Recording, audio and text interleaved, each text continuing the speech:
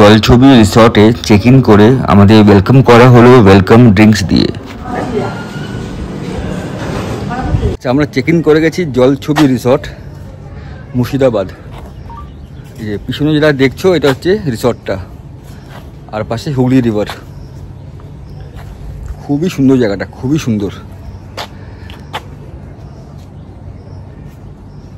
চলো আগে তোমাদের রুমটা দেখিয়ে দিই।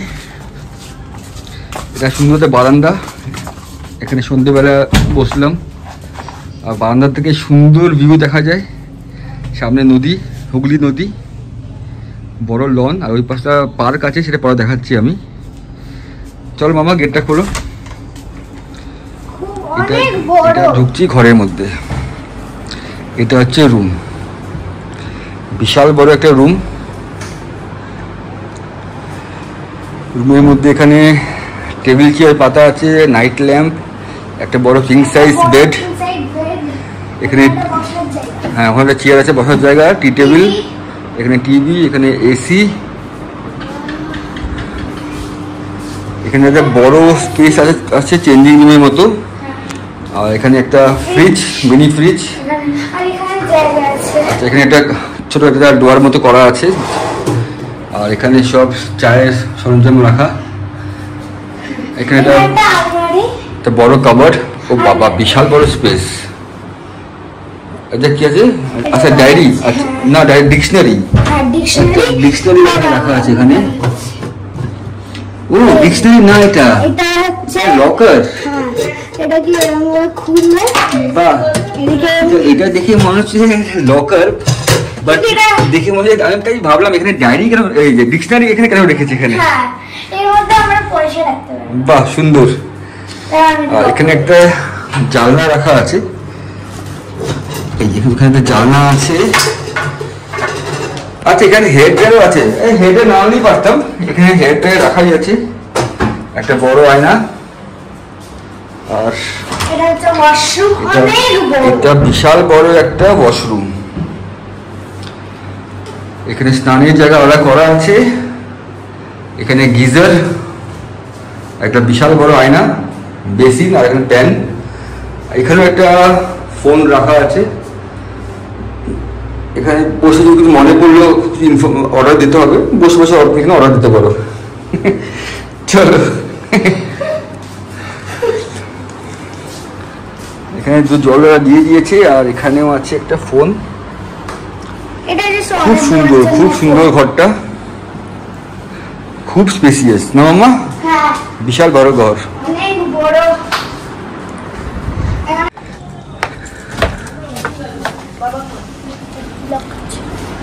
তোমার রুমটা কেমন লাগছে?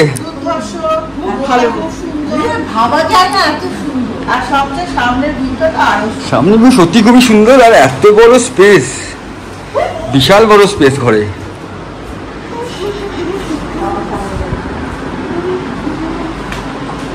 এই গেট থেকে, গেটটা খুললে সামনে বারান্দা, বারান্দা থেকে লন, লন থেকে সামনে হচ্ছে নদী। খুব সুন্দর জায়গাটা। আচ্ছা, এটা ছিল পুরো রুম দেখালাম। খুব সুন্দর রুম, বিশাল বড় রুম। এখন বাড়ির লন বা রিসর্টের যে জায়গাটা আছে ওটা ঘুরে দেখাবো। খুব সুন্দর জায়গাটা। আর গরম এমন কিছু নেই, যেহেতু কালকে খুব বৃষ্টি হয়েছে, তো আজকে ওরাও বললো আজকে গরমটা কম, অনেক কম গরম। চলো বাইরে যাবো। যে একটা, দুটো, তিনটে, এই তিনটে রুম আমরা নিয়েছি। এখানকার সবকার কটেজের নামগুলো সব আমের নাম। এটা হচ্ছে গোলাপ খাস। এখানে বাবা মা আছে। এটা হচ্ছে কালা পাহাড়, এখানে আমরা থাকবো।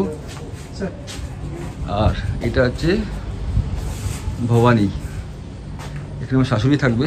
তো এত আমের নাম তো আমি জানতামও না। যেটা লন, আর যেটা বলছিলাম বাচ্চাদের পার্ক, যেটা বাচ্চাদের পার্ক আছে। মেয়ে খুব খুশি পার্ক দেখে। এখন যাচ্ছি আমরা লাঞ্চ করতে। এখন অলমোস্ট 3টে বেজে গেছে। তো এদের লাঞ্চ টাইম 3টে অবধি, 1টা থেকে 3টে। এক্স্যাক্ট টাইমটা পরে বলে দেবো। তো আমার আসতে একটু লেট হয়েছে, আমাদের তো স্নান ফান করে ফ্রেশ হলাম। তো এখন আমরা লাঞ্চ করতে যাচ্ছি, লাঞ্চে অর্ডার দিয়ে দিয়েছি।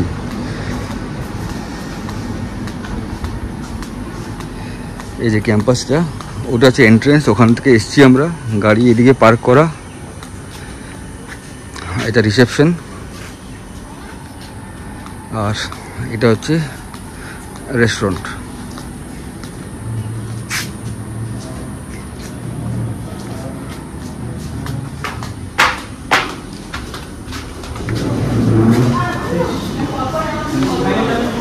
রেস্টুরেন্টটা বিশাল বড়।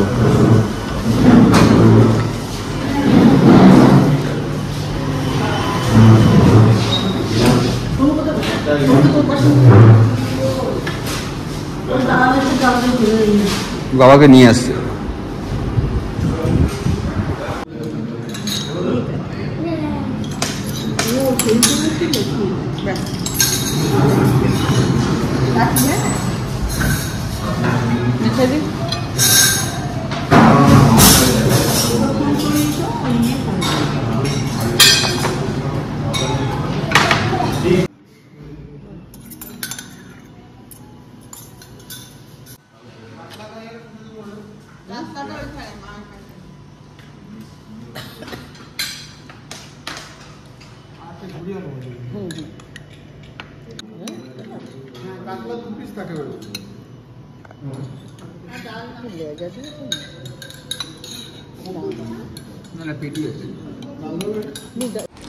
লাঞ্চ হয়ে গেছে, তো খাওয়া দাওয়া খুবই টেস্টি, একটু ঝাল বেলা কম দেয়, নন স্পাইসি, বাট ওভারঅল রান্না খুব ভালো। এখন একটু রেডি হয়ে আমরা সাইড সিনে বেরোবো। এই লনটা আমার ভীষণ প্রিয়, সকাল হোক, বিকেল হোক, সন্ধে হোক বা রাত্রি হোক, এই লনটায় বসে সময় কেটে যায়।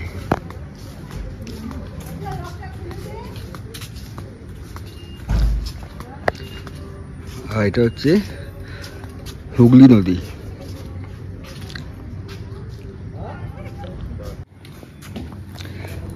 দাদু আর নাতনি হেঁটে বেড়াচ্ছে। বাবার হাঁটতে একটু অসুবিধা হয় পায়ের জন্য, তাই জন্য মেয়ে দাদু একদম ছাড়ছে না।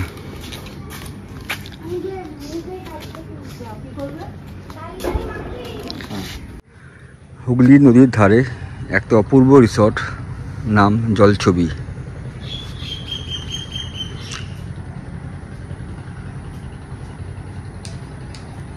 এই যে আমরা হোটেল থেকে টোটো বুক করেছি, আমরা প্যালেস এখানে যাব, তো টোটো ভাড়া নেবে 250 টাকা।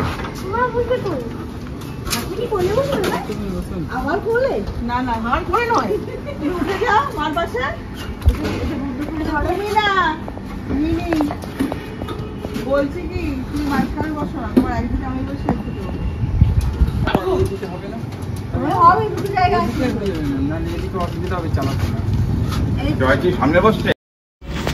জলছবি রিসর্ট থেকে হাজারদুয়ারি প্যালেসের দূরত্ব মাত্র 12 মিনিট।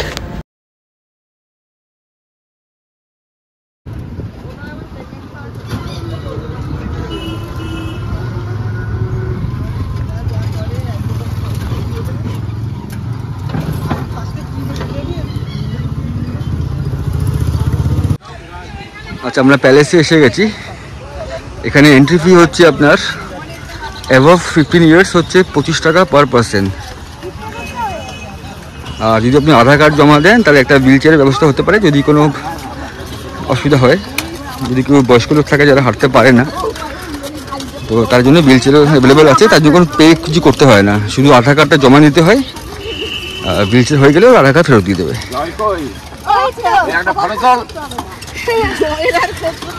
সবাই মিলে এখন যাচ্ছি আমরা হাজারদুয়ারি।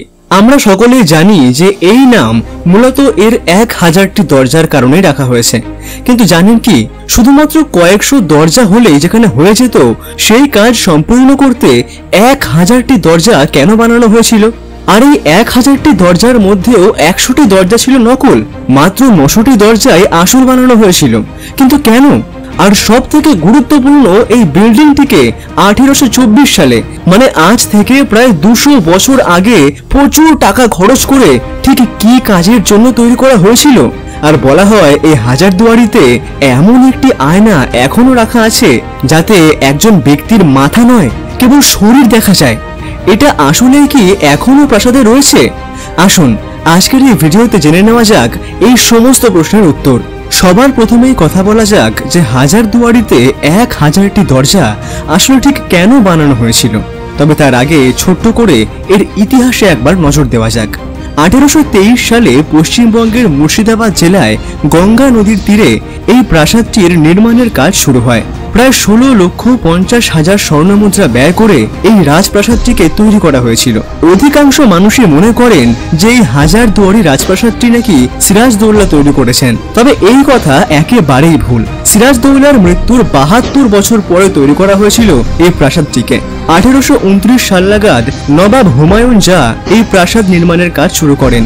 আসলে সিরাজউদ্দৌলার প্রাসাদের নাম ছিল হীরাঝিল প্রাসাদ, যেটি ঠিক এই হাজারদুয়ারির বিপরীতে গঙ্গার ওপারেই ছিল। কিন্তু বর্তমানে এর কোনো অস্তিত্বই নেই। গঙ্গা নদীর ভাঙনের সাথে ধীরে ধীরে জলের নিচে তলিয়ে গিয়েছে সেই প্রাসাদের ইতিহাসও। তবে 1000টি দরজা বানানো বা হাজারদুয়ারি নাম রাখার পিছনে সিরাজউদ্দৌলাই মেন কারণ। আসলে সিরাজউদ্দৌলার শাসনকালে তার দরবারে 1000 জন বুদ্ধিমান পণ্ডিতদের নিয়ে কোনো বিষয়ে সিদ্ধান্ত নিতেন, যেটি খুবই সফল ছিল, যার ফলে এই দরবারির নাম হয়ে গেছিল হাজার দরবারি। পরবর্তীকালে এই হাজার দরবারি থেকে অনুপ্রাণিত হয়েই নবাব হুমায়ুন জা এমন একটি প্রাসাদ বানানোর কথা ভেবেছিল। এই কারণে প্রাসাদটির 1000টি দরজা আর এর নাম রাখা হাজারদুয়ারি। প্রাসাদটি মোট 3 তলা বানানো হয়েছিল, যার একদম নিচের তলায় ছিল অফিস এবং গাড়ি রাখার জায়গা। দ্বিতীয় তলায় ছিল আদালত মানে দরবার। এই দরবারেই চলত নবাবের বিচার সভা। আর একেবারে উপরের তলায় ছিল নবাব আর বেগমদের থাকার ঘর। আসুন এবার তাহলে কথা বলা যাক যে 100টি দরজা কেন নকল বানানো হয়েছিল। দেওয়ালের উপর তৈরি করা নকল দরজার নকশা দেখে কোনোভাবেই বোঝার উপায় নেই যে তা নকল। দূর থেকে দেখে সেগুলিকে আসল বলেই মনে হবে। এমনটি দুটি কারণে করা হয়েছিল। প্রথম কারণ, যদি প্রাসাদে কখনো শত্রুর আক্রমণ হয় তাহলে নবাব ও তার পরিবারের সুরক্ষা নিশ্চিত করার জন্য যাতে যে কোনো দরজা দিয়ে পালিয়ে তারা প্রাণে বাঁচতে পারেন। দ্বিতীয় কারণ, সেই সময় প্রচন্ড চোর ডাকাতির উপদ্রব ছিল। তাই কোনো চোর ডাকাত যদি কোনোভাবে প্রাসাদের মধ্যে ঢুকেও পড়ে কিন্তু তারা যাতে বেরোনোর সময় ভ্রান্তির মধ্যে পড়ে আর আটকাও পড়ে যায়, সেই উদ্দেশ্যেই 100টি নকল দরজা তৈরি করা হয়েছিল।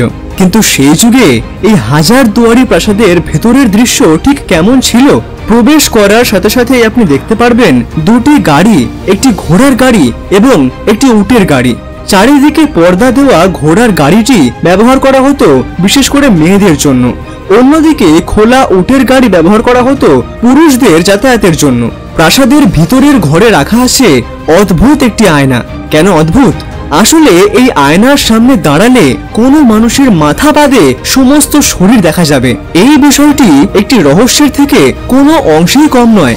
যদিও বিজ্ঞানীরা বলেছেন এই আয়নাটি একটি বিশেষ ধরনের কাঁচ দিয়ে এবং বিশেষ কোনো এক অ্যাঙ্গেলে তৈরি করা হয়েছিল। হাজারদুয়ারির ঠিক অপর দিকে রয়েছে ইমামবাড়া। এটিকে মনে করতে পারেন এক প্রকার শান্তিপ্রিয় সামাজিক মিলনস্থল। এটি হলো এশিয়ার মধ্যে সবচেয়ে বড় এবং দীর্ঘ ইমামবাড়া। শুরুতে এটিকে চন্দন কাঠ দিয়ে তৈরি করা হয়েছিল, যেটি সম্পূর্ণ পুড়ে ছাই হয়ে যায়। এরপর নবাব ফেরাদুন জা 1846 সাল নাগাদ আবার নতুন করে ইট বালি পাথর দিয়ে এটিকে নির্মাণ করেন। এরপর 1947 সালে দেশ স্বাধীনের পর 1985 সাল নাগাদ ভারতের সেই সময়ের প্রধানমন্ত্রী রাজীব গান্ধী এই জায়গাটিকে সাজিয়ে গুছিয়ে একটি সংগ্রহশালা বা মিউজিয়ামে পরিণত করেন। তথ্য অনুসারে প্রতি মাসে প্রায় 30,000 মানুষ এখানে ঘুরতে আসেন। এই ছিল বাংলা এবং বাঙালির গর্ব হাজারদুয়ারির সম্পর্কে যাবতীয় তথ্য। হাজারদুয়ারি দেখা কমপ্লিট, সবাই হাঁপিয়ে গেছি প্রচন্ড। আমি তো হারিয়ে গেছিলাম। কেমন লাগলো? ভালো, অনেক হিস্টোরিক্যাল জিনিস দেখা গেল, তাই দেখে ভালোই লাগলো। এখানে টাইমিং হচ্ছে সকাল 9টা থেকে বিকেল 5টা। হ্যাঁ, একটু আগে আসলে আর একটু ভালো হ্যাঁ, হতো, আর একদিন 5টার পরে ওরা 1 মিনিট রাখতে দিচ্ছে না। সব বাড়ি যাবে তারা। সব বেরিয়ে যাচ্ছি আমরা, এখন বাজে 5:15, তো আমরা সব বেরিয়ে যাচ্ছি। আসল জিনিস দেখে নিয়েছি। হ্যাঁ, আসল জিনিস দেখা হয়ে গেছে আমাদের। খুব সুন্দর, সত্যি দেখার মতো। এই পিছনটা প্যালেস, এটা হচ্ছে সানসেট হচ্ছে আস্তে আস্তে করে। এই ভিউ আরো সুন্দর লাগছে দেখতে সানসেটের সময়। এই পাশটা কোণারকের মতো, তাই? হ্যাঁ, অনেকটা কোণারকের মতো। আমি যখন পুরী গেছিলাম এর আগে ব্লগে, তো ঠিক সানসেটটা এমন ছিল। পিছন দিকে ইমামবাড়া। চলো ব্যাক টু রিসর্ট, গিয়ে আবার কথা বলছি।